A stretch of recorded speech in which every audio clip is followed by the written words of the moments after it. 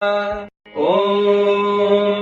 नमस्ते अस्तु भगवन् विश्वेश्वराय महादेवाय त्र्यम्बकाय त्रिपुरान्तकाय त्रिकालाग्निकालाय कालाग्निरुद्राय नीलकण्ठाय मृत्युञ्जयाय सर्वेश्वराय सदाशिवाय श्रीमन्महादेवाय नमः।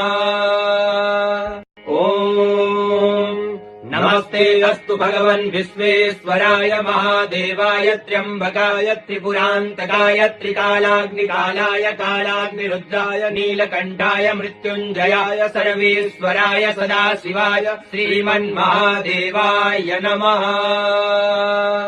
ॐ नमस्ते अस्तु भगवन् विश्वेश्वराय महादेवाय त्र्यम्बकाय त्रिपुरान्तकाय त्रिकालाग्निकालाय कालाग्निरुद्राय नीलकण्ठाय मृत्युञ्जयाय सर्वेश्वराय सदाशिवाय श्रीमन्महादेवाय